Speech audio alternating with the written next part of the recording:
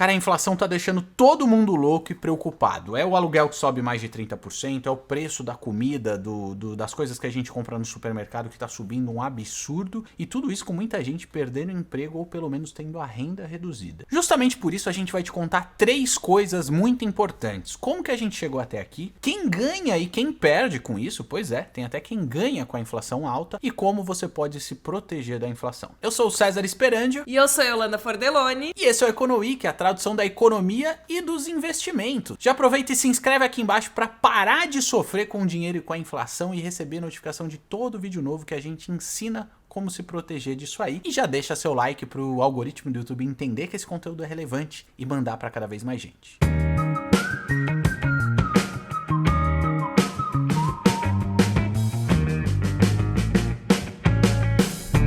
E aí, EconoWeeker, sussa! Eu tô ótimo, é claro, não tão bem assim, afinal a inflação tá incomodando todo mundo, ou praticamente todo mundo, porque como eu te falei aqui no comecinho desse vídeo, teve quem se beneficiou disso aí. Eu fiz um grafiquinho mostrando a trajetória da inflação de 2012 pra cá, e como você tá vendo, ela cresceu bastante e tá batendo em 8% na data de gravação desse vídeo. Dependendo de quando você tá assistindo, pode ser que ela esteja ainda maior, afinal, tudo só tá apontando que ela vai continuar crescendo. Mas aí você pode me perguntar, beleza, tava tudo tão controlado, a gente ainda tá no meio de outra crise, desde 2014 não teve nenhum momento que a gente cresceu loucamente, a economia tava bombando pra valer. Por que que a inflação voltou a ser um problema? Tem alguns motivos. No começo de 2020 a gente começou a viver a pandemia, e isso gerou uma crise econômica, e aí você pode até falar, porra, crise, o César me falou que enfraquece a demanda, a galera perde emprego, perde renda, consome menos, a inflação devia continuar não sendo um problema, mas aí entra umas particularidades desse chabu que a gente está vivendo agora. O primeiro é que a crise fez diminuir a circulação de pessoas, várias pessoas não iam trabalhar por motivos óbvios, principalmente no ápice da pandemia, que ninguém sabia o que ia acontecer e estava todo mundo com mais medo do que agora, e justamente a produção de várias coisas não estava acontecendo normalmente, e esse foi um dos fatores que encareceu o produto final. Outro fator que andou pressionando bastante os preços por aqui foi a alta do dólar. Afinal, todo mundo viu, né? O dólar acima de R$5 nos últimos tempos. Pois é, isso é repassado para muito produto interno. Sabe a soja que a gente exporta? Pois é, ela é usada, por exemplo, para produzir o óleo de soja e por aí vai. Além disso, o dólar elevado também encarece algumas máquinas que a gente importa para produzir muitos dos itens que a gente consome. E isso também é repassado para os preços. E aí volta aqui para a tela para você ver bem claramente como a inflação de alimentos pegou pra caramba. A linha vermelha é justamente o IPCA, a inflação que subiu, tá subindo 8% nos últimos 12 meses. Se você vê, os alimentos, tanto a linha azul, que é a alimentação geral, como a verde, que é a alimentação dentro de casa, a alimentação do domicílio, subiram muito mais. E esse é um negócio muito importante pra gente prestar atenção, porque a inflação de alimentação pega muito mais para as famílias mais pobres, que tem que direcionar uma fatia muito maior da renda para esse tipo de consumo do que as famílias mais ricas, que também pagam mais caro, mas pesa muito menos no orçamento. E como tudo, em qualquer lugar precisa ser transportado, a alta da gasolina também é repassado para os produtos finais que ficaram mais caros. E aí nesse gráfico você tá vendo que a inflação de transportes subiu 15% e só tá apontando para cima. E a junção de todos esses fatores aí que levou à alta de preços devia ser passageira. Todos os economistas, inclusive eu, alguns meses, estava falando que ia passar, que as coisas iam voltar ao normal, mas não passou e a gente não sabe até onde vai, justamente porque a recuperação dos países ricos, desenvolvidos, que vacinaram antes as populações e injetaram muito grana para a economia sair do vinagre, deu muito efeito e a demanda está sendo muito mais forte, reforçando a alta de preços desses itens que a gente falou, como por exemplo commodities, alimentos, combustíveis e de todos os demais itens. Então a inflação continua sendo um problema aqui no Brasil, mas também ao redor do mundo. Quem perde com isso parece que tá muito claro, sou eu, é você e principalmente as pessoas mais pobres do Brasil, que acabam sentindo na pele muito mais forte esse efeito da alta de preço. A alta de preço faz você comprar muito menos coisa do que comprava antes com o mesmo dinheiro ou ter que desembolsar muito mais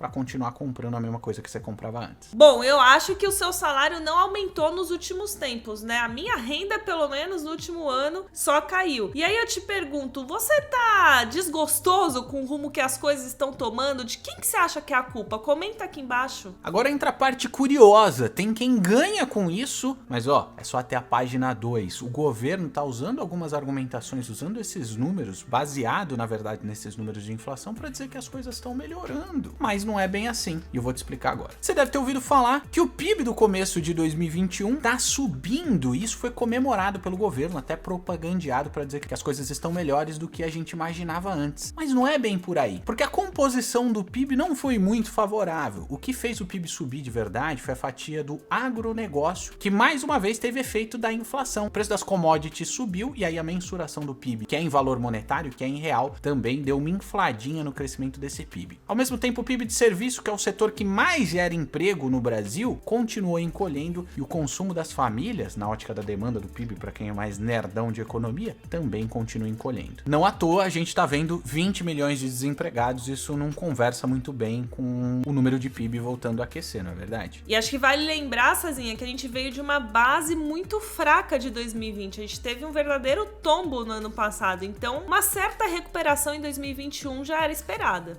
Exatamente, Yoyo, você falou tudo. E aliás, a Yoyo comentou justamente sobre a possibilidade desse PIB que tá meio fajutão aí, como a gente acabou de explicar, salvar o Bolsonaro nas eleições de 22. É esse vídeo aqui, com certeza você vai se revoltar a assistir ele, dá uma olhada. E ainda falando em PIB, tem gente que fala que a inflação muito alta acaba beneficiando o governo porque melhora a relação de dívida PIB, ou seja, do endividamento em relação à produção do país. Por quê? Vou explicar. E como o Cezinha acabou de comentar, o PIB veio forte no primeiro trimestre, deve crescer aí 5% até mais de 5% em 2021. Então a relação de dívida PIB em 2021 deve ficar boa num primeiro momento. Só que quando você olha no médio, longo prazo, essa relação tende a se deteriorar. Por quê? Porque o PIB vai voltar para uma normalidade. Os especialistas falam que o normal da economia vai ser crescer 2% até um pouco menos que isso nos próximos anos, se crescer. E você também deve ter visto o governo se gabando, ou se gambando, como diria meu amigo, do aumento da arrecadação. Ou seja, ó, a economia tá melhorando, a gente tá arrecadando mais imposto porque tá sendo gerado novos negócios. Aí que se engana, porque como teve alta de preço de tudo que a gente consome por aí, e uma alíquota de imposto morde uma fatia disso, como tudo tá mais caro, a arrecadação também foi mais alta. Mas isso não é sustentável porque, como a gente estava explicando, a alta de juros vai desaquecer a economia e vai penalizar a atividade econômica, a arrecadação, tudo de novo. Então é tudo efeito passageiro, não se engane com isso. Beleza, você já tá apanhando que seu dinheiro tá valendo menos e você tá comprando menos coisa do que comprava antes. Mas como você pode se proteger disso? Tem como minimizar esse efeito, e o primeiro deles eu vou mostrar um tipo de investimento, e tem mais alguns. Navegando pela tela do Tesouro Direto. Tem os investimentos chamados Tesouro IPCA, com vencimento entre 2026 e 2055, que sempre vai te pagar a alta de preços medida pelo IPCA num período, mais um bônus de rentabilidade pré-fixada, e quanto mais tempo você deixar o dinheiro investido, maior vai ser esse bônus. É uma maneira de todo o seu dinheiro investido ter rentabilidade garantida acima da inflação, independente de qual seja ela. Agora, além da parte dos investimentos, você também tem que olhar um pouco o lado dos gastos. Você tem que passar a acompanhar mais de perto os preços, acompanhar as promoções do mercado, né? Afinal de contas, é o item que mais está pesando no nosso bolso. Fazer estoque, quando possível, de itens que não vão estragar, se estão num bom preço de compra, por que não, né? Comprar um pouco a mais e fazer aquele estoque básico para não pagar mais caro lá na frente. E sabe aquela dica de mãe, né? De frutas da estação? É um pouco por aí. Você pode substituir itens similares que estejam mais baratos por algum motivo naquele momento e comprá-los ao invés de comprar aquilo que o preço tá subindo pra caramba. Falando nisso, eu tô deixando um vídeo aqui do lado sobre investimentos em fundos imobiliários. Afinal, o preço das coisas não para de subir, mas parece que o preço dos imóveis também não, e pode ser um negócio que você gostaria de ter na sua carteira de investimentos. Já aproveita, se inscreve aqui para não perder nunca mais nenhuma dica financeira e de investimentos